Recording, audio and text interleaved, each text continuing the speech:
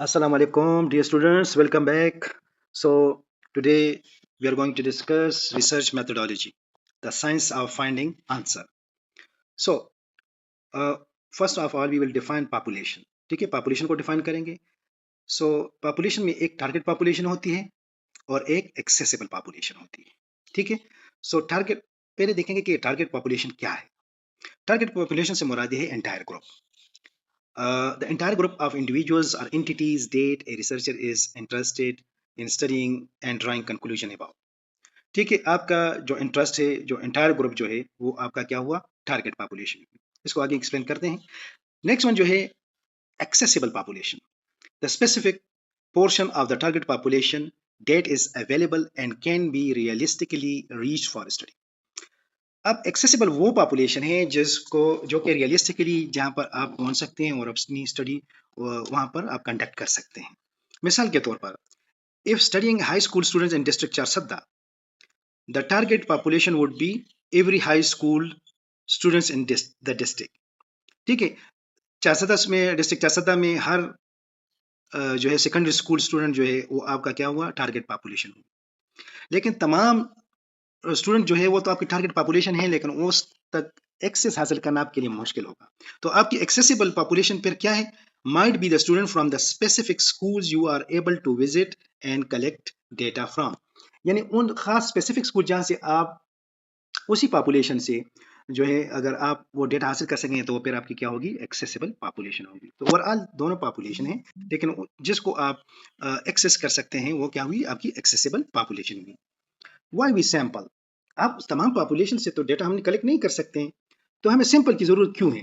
इसी वजह से है कि फॉर जनरलाइजेबिलिटी, जनरलाइज करने के लिए. सो जनरलाइजेबिलिटी क्या है, sampling involves taking a smaller representative subset of a population to draw conclusion about the larger group. The approach is necessary when studying the entire population is impractical due to constraints such as size, cost or time. अब अगर पूरी population को हम लेंगे तो हमारे तो इतने वसाइल भी नहीं है, और दूसरी बात ये है कि ये पास ह्यूमनली पॉसिबल भी आपके लिए नहीं है बीइंग ए रिसर्चर कि तमाम पॉपुलेशन के पास आप पहुंच सके.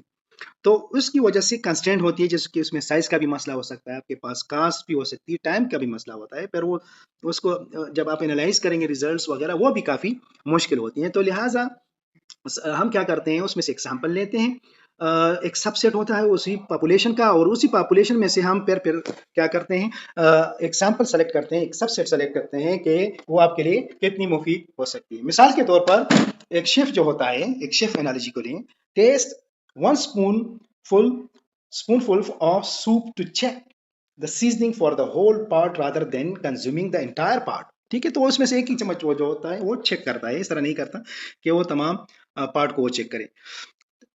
नेक्स्ट वन जो है, हम कुछ टाइप्स यानी सैंपल्स को अगर हम देखें तो उसमें कुछ प्रोबेबिलिटी सैंपलिंग मेथड्स होते हैं, कुछ नॉन प्रोबेबिलिटी सैंपलिंग होती है. सो प्रोबेबिलिटी सैंपलिंग मेथड में फर्स्ट वन जो है वो सिंपल रैंडम सैंपलिंग है. ठीक है जी. Every member has, simple random से क्या मुराद है, every member has an equal and independent chance of being selected, यानी जिसमें हर एक मेंबर को सेलेक्ट करने का चांस हो. आपकी पॉपुलेशन है फॉर एग्जांपल, उस पॉपुलेशन में अगर कोई भी इंडिपेंडेंटली सेलेक्ट हो सकता हो तो ये क्या है, सिंपल रैंडम सैंपलिंग. मिसाल के तौर पर, select students name randomly from a complete list of all students in district Charsadda. In Charsadda में से एक लिस्ट में से आप सेलेक्ट करते हैं, 100 करते हैं, 200 करते हैं, 50 करते हैं, 60, जो भी, जिसमें हर इक्वली अपॉर्चुनिटी पर आती है. या एक मिसाल लेते हैं लॉटरी की, एक बास्केट में आप नाम डालते हैं और उस बास्केट में से आप जब नेम्स निकालते हैं तो उसमें हर एक को इक्वल अपॉर्चुनिटी के कोई भी उसमें हम उठा सकते हैं. तो इसको क्या कहते हैं, सिंपल रैंडम सैंपलिंग कहते हैं, ये मेथड. नेक्स्ट वन जो है सिस्टमैटिक है. इसमें सेलेक्टिंग एवरी यानी individual from A list after a random starting point. ठीक है जी, एक रैंडम स्टार्टिंग पॉइंट से किसी भी नंबर को आप अगर सेलेक्ट करें, मिसाल के तौर पर choosing every 10th student from an alphabetical roster of students in district Charsadda, यानी है 10वें को अगर आप एक लिस्ट में से रैंडमली सेलेक्ट करते हैं, आपके पास फॉर एग्जांपल 2000 या 3000 स्टूडेंट्स की है और उसमें से हर 10वां जो है आप उसको सेलेक्ट कर रहे हैं, तो इसको फिर क्या कहते हैं, सिस्टमेटिक रैंडम सैम्पलिंग कहते हैं. देन स्ट्रेटिफाइड सैम्पलिंग क्या है, डिवाइडिंग पॉपुलेशन इनटू स्ट्रेटा, जब हम उनको स्ट्रेटा में डिवाइड करते हैं. देन सैम्पलिंग रैंडमली, पहले स्ट्रेटा में डिवाइड करते हैं और स्ट्रेटा के बाद हम फिर क्या करते हैं, उसको रेंडमली सेलेक्ट करते हैं। मिसाल के तौर पर डिवाइडिंग स्टूडेंट्स बाय जेंडर, मिसाल के तौर पर एक स्ट्रेटा हम बना लेते हैं कि मेल है या फीमेल है, या ग्रेड्स के लेवल के मुताबिक, और उसके बाद and sampling proportionally from each group, और दोनों से इक्वली प्रोपोर्शन के साथ जो है हम सैंपल लेते हैं, उनका प्रोपोर्शन यानी 10% इससे 10% इस स्टेटा से हम ले रहे हैं, और फिर उसमें हम रेंडम तरीके से सेलेक्ट करते हैं, तो that is what stratified sampling. Next one is cluster sampling, dividing population into cluster. वहां पर स्टेटा में हम किया था, यहाँ पर हम क्या करें, cluster and random selectly entire groups, randomly selecting 5 schools in Charsadda. ठीक है जी, एक क्लस्टर बना, जैसे कि अभी भी स्कूल के क्लस्टर बने हुए हैं, तो उन क्लस्टर में से आप फिर क्या कहते हैं, randomly selecting 5 schools in Charsadda and serving all student with in them, और उनमें से हम फिर स्टूडेंट्स को सर्वे करते हैं, तो ये क्या हुआ, cluster sampling. Then non probability, probability में हर एक को इक्वल चांस था, नॉन प्रोबेबिलिटी में क्या है, इक्वल चांस फिर यहाँ पर नहीं होता है। मिसाल के तौर पर कन्वीनियंस सैम्पलिंग एक है, ठीक है जी, हम इनसे कुछ हम स्टडी कर रहे हैं, इसके अलावा और भी हैं। कन्वीनियंस सैम्पलिंग जो है selecting participant who are readily available and easily accessible to the researcher, जो आपको इजीली एक्सेसिबल हो रिसर्च के लिए, जैसे कि नाम से कन्वीनियंस से पता चलता है। Serving student in a classroom you are already teaching in, अपने स्कूल में डिस्ट्रिक्ट चारसद्दा या किसी स्कूल में से जो हो वहां से आप सर्वे करते हैं, आपके लिए क्या है, कन्वीनियंस सैम्पलिंग है। Then purposive sampling, hand picking participant based on specific criteria or characteristic relevant to the research, आप खुद ही सेलेक्ट करते हैं पार्टिसिपेंट को, इसलिए हैंड पिकिंग का नाम दिया गया है। ऑन स्पेसिफिक क्राइटेरिया, कोई खास क्राइटेरिया उसका है या कैरेक्टरिस्टिक है जो आपके स्टडी के साथ रेलेवेंट है। For example, interviewing teachers in Charsadda with over 15 years of experience in a specific subject, ठीक है, चारसद्दा में से वो जो हो जिनका 15 साल का एक्सपीरियंस हो, अगर आप उनको इंटरव्यू कर रहे हैं, तो ये फिर क्या हुई, पर्पजिव सैम्पलिंग हुई। फिर नेक्स्ट वन जो है स्नोबॉल है। स्नोबॉल क्या है, participant refers other potential participants who meet the study criteria. इसमें क्या है, यानी पार्टिसिपेंट रेफर करते हैं दूसरे पर, एक पार्टिसिपेंट रेफर करता है कि इसके पास आप जाएं, पोटेंशियल पार्टिसिपेंट, कि ये आपके स्टडी के साथ काफी मौजूद है और उसी पर आप जानते हैं। मिसाल के तौर पर, identifying community leaders in Charsadda and asking them to recommend others influential individual, और वो फिर आपको फिर क्या करते हैं, बताते हैं कि फॉर एग्जांपल इसके पास है, या फॉर एग्जांपल एक बंदा है, उसको कोई मतलब बीमारी है फॉर एग्जांपल, और वो आपको बताता है कि नेक्स्ट आप उसके पास जाएं, और वो भी एक पेशेंट है, उससे आप इंटरव्यू करें और उसके बारे में जानें। ठीक है जी, तो इसको क्या कहते हैं, जो एक पार्टिसिपेंट रेफर करता है दूसरा पोटेंशियल पार्टिसिपेंट आपको। नेक्स्ट वन है Kota, ensuring the sample reflects the proportion of certain characteristic within the population। इसमें जैसे कि नाम से कोटा से है, the sample reflect the proportion of certain characteristic within the population, वो एक certain characteristic आपको reflect करता है। ensuring the sample of parents in Charsadda includes a specific percentage of mothers and father, उसमें जब एक specific percentage mothers की हो तो ये क्या है, कोटा सैम्पलिंग है।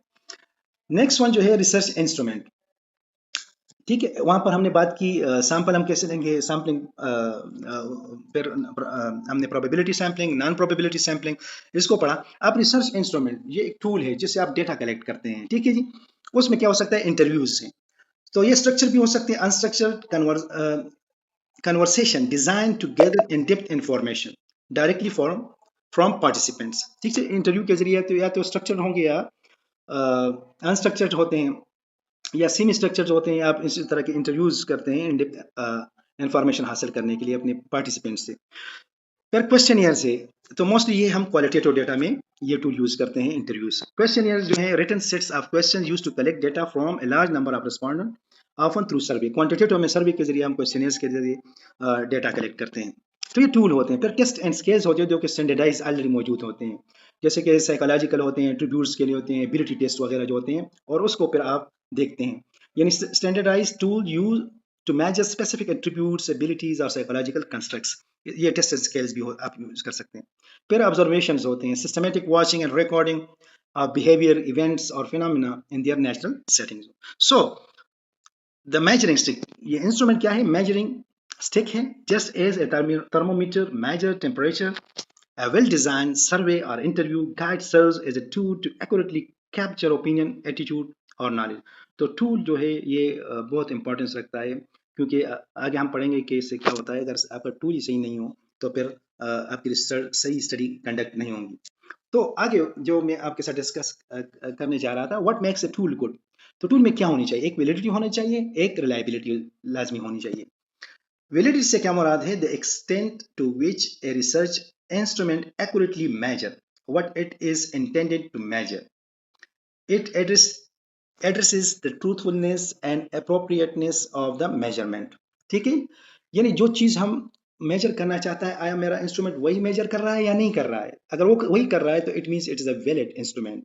अदरवाइज अगर नहीं कर रहा है, फॉर एग्जांपल मैं स्टूडेंट से पेशावर के बारे में क्वेश्चन कर रहा हूँ, फॉर एग्जांपल मैं एग्जांपल दे रहा हूँ, और आप सवाल 4 के बारे में कर रहे हैं या कोई ऐसी चीज, तो it means this instrument is not valid. जो मैं पूछना चाहता हूँ, जो मेरा ऑब्जेक्टिव्स हैं, वो ये फुलफिल नहीं करें, it means it is not valid. Next one is reliability, the consistency and stability of a research instrument in producing similar result under consistent condition। Reliability क्या है, consistency है। ठीक है, ये आपका इंस्ट्रूमेंट क्या हो, वो सिमिलर अगर रिजल्ट प्रोड्यूस कर रहा है, it means it is reliable. अगर ये कंसिस्टेंट है, it means it is reliable. It addresses the dependability of the measurement. For example, एक टेस्ट मैंने दे दिया है और उसमें से फॉर एग्जांपल एक स्टूडेंट ने 10 नंबर लिए हैं। अगर दोबारा वही टेस्ट मैं दोबारा स्टूडेंट्स को देता हूँ, 1 वीक के बाद, 2 वीक्स के बाद, 3 वीक्स के बाद, अगर वो उसी के सिमिलर रिजल्ट्स आ रहे हैं, तो it means this instrument is consistent. For example, the broken scale analogy. ये क्या है, ए weighing scale that consistently shows a person weight is 5 kilogram less than their actual weight is reliable, consistent, but not valid, inaccurate. So a good researcher, a good research tool must be both। मिसाल के तौर पर एक wing scale है या जो भी आप कहें उसे, उस पर एक शख्स जो है वो अपनी जो वेट होता है उसका एक्चुअल, फॉर एग्जांपल अगर 70 है, वो कंसिस्टेंटली 65 दिखा रहा है, और जबकि एक्चुअल उसका वेट 70 है, तो इट मींस उसका जो वो वेट दिखा रही है तो रिलायबल तो है, कंसिस्टेंट तो है, बट वैलिड नहीं है, क्योंकि वो सही वेट दिखा नहीं रहा। तो हमें एक ऐसा स्केल चाहिए जो कि एक्चुअल उसका वेट जो 70 है वो भी दिखाए, और बार बार अगर वो दिखाएं तो क्या होगा, रिलायबल भी है एंड वैलिड भी है। तो it means we should have such a tool जो कि वैलिड भी हो और तो वैलिडिटी कैसे करेंगे, आप मालूम करेंगे, तो ये आपका सुपरवाइजर, एक्सपर्ट कंटेंट वैलिडिटी को देखते हैं। और फिर रिलायबिलिटी के लिए बहुत से हैं, स्प्लिट हाफ में वगैरह मेथड हैं जिसके जरिए आप अपने टूल की रिलायबिलिटी मालूम कर सकते हैं। जब आप अपना टूल डिजाइन करते हैं, तो सबसे पहले आपको क्या चीज करनी होगी, वो है define variables. Clearly identify and define the specific concept और characteristic you intend to measure in your study. ठीक है जी, सबसे पहले आपने क्या करना होगा, clearly identify and define the specific concept और characteristic you intend to measure in, जो आप अपनी स्टडी में मेजर करना चाहते हैं, देखना चाहते हैं, तो उसको क्लियरली आइडेंटिफाई करें। Second one, choose format. Select the most appropriate question format. कौन सा आपकी स्टडी के साथ होगा, तो वही लिटरेचर रिव्यू जो हमने प्रीवियसली पढ़ी है, उसी में से आपको अंदाजा होगा कि कौन से टूल जो थे वो सक्सेसफुल थे, कोई कौन से ऐसे थे जो कि उसमें कमियां रह गई थी।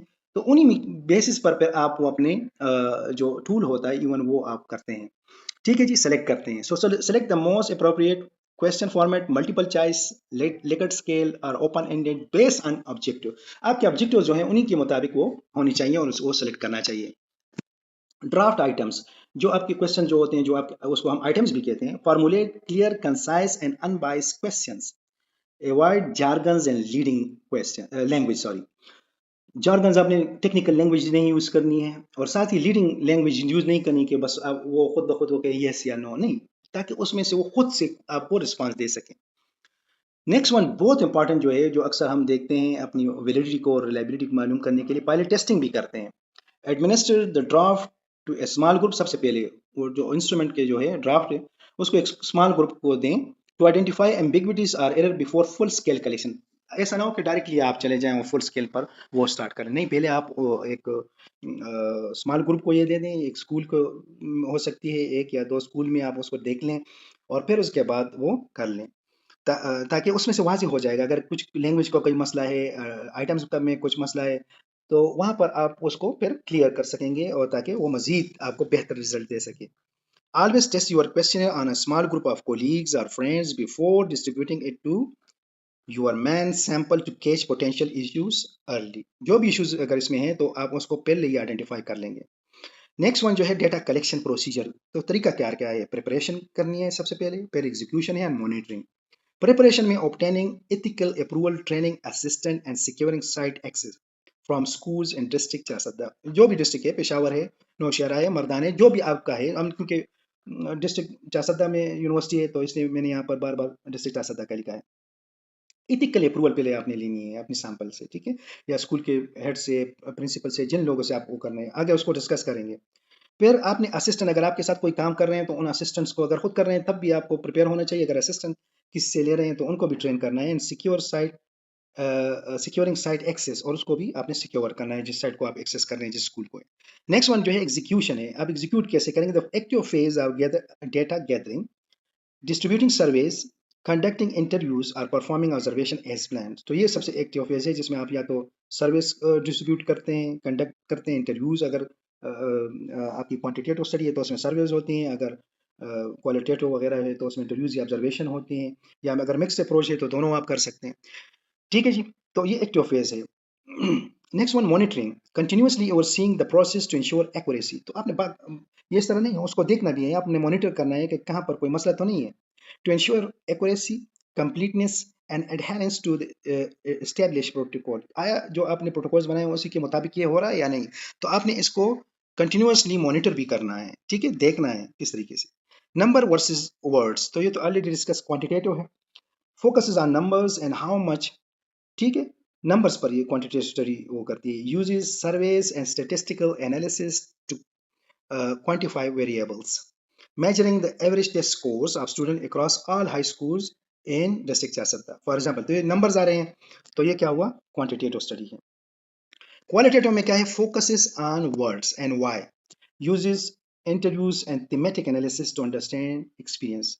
क्वालिटेटिव में थीमेटिक वो होती है, एनालिसिस हम करते हैं, उसको एनालिसिस के लिए हम मुख्तलिफ टेस्ट अप्लाई करते हैं, जैसे कि टी टेस्ट हुआ, कोरिलेशन मालूम करते हैं, या chi square, different kind of test numbers के लिए वो यूज होते हैं। इसमें हम क्या करते हैं, थीमेटिक एनालिसिस करते हैं। For example, exploring students perception of learning challenges in Charsada through focus group discussion। इसमें फोकस ग्रुप है, उस डिस्कशन से आप मालूम करते हैं, this is what qualitative study. So restaurant analogy अगर आप देख लें, rating of 4 out of 5 stars for a restaurant is quantitative data. एक अक्सर देते हैं ना स्टार वगैरह, तो ये क्वांटिटेटिव हुई। ए detail paragraph explaining why the service was excellent is qualitative data. तो ये सिंप्लीफाइड इस एग्जांपल से हो गया कि उसमें नंबर्स होते हैं और उसमें क्या होते हैं, वर्ड्स होते हैं। एथिक्स इन डेटा कलेक्शन क्या होती है, इन्फॉर्म कंसेंट, सबसे पहले आपने कंसेंट लेना है, ठीक है जी। कॉन्फिडेंशियलिटी आपने उसकी कॉन्फिडेंशियल रखना है, ठीक है जी। जो पार्टिसिपेंट आपके हैं, राइट टू विड्रा, उनको ये राइट रहना देना कि वो किसी भी वक्त आपकी रिसर्च से विड्रा कर सकते हैं। अवॉइडेंस ऑफ हार्म, कि उसको कोई मसला नहीं होगा, ठीक है, कोई तकलीफ या कोई मसला पेश ना आए। So participant must be fully informed about the study's purpose, उनको पहले से आपने बताया कि किस पर्पस के लिए आप कर रहे हैं, procedure, potential risk and benefit before voluntarily agreeing to participate. सब कुछ आपने बताना है, तमाम चीज़ की क्या रिस्क हो सकती हैं, क्या चीज़ें हो सकती हैं, आपने उनको बताना है। कॉन्फिडेंशियलिटी क्या है, protecting the identity of participant and ensuring that any information they provide is not linked back to them, thereby safeguarding their privacy. उनकी प्राइवेसी को आपने क्या करना है, कॉन्फिडेंशियल रखना है। फिर राइट टू विड्रा में आपको साथ डिस्कस कर चुका हूँ, जब वो इन्फॉर्म्ड होंगे, इन्फॉर्म कंसेंट आपने लिया हुआ है, तो वो साथ ही participant must be informed that they have the right to discontinue their participation in the study at any time without penalty और लॉस ऑफ बेनिफिट्स, ठीक है, कभी वो जा सकते हैं। Avoidance of harm, researcher must take all necessary precaution to ensure that the study doesn't cause any physical, psychological, social or emotional harm। कि आपकी स्टडी उनको कोई भी इस तरह की हार्म नहीं देगी, नुकसान नहीं पहुंचाएगी। Integrity is the foundation of research, ये आपने याद रखना है, ठीक है जी। द मेथोडोलॉजी रोड में क्या है, फर्स्ट वन आपने ये याद रखना है कि population, the who, the big picture, then sampling, the subset, the practical reality, यानी एक्चुअल यानी फैक्चुअल जिससे आप डेटा सेलेक्ट कलेक्ट कर रहे हैं, then instrument, the tool, the measuring stick, जैसे कि मैंने डिस्कस किया,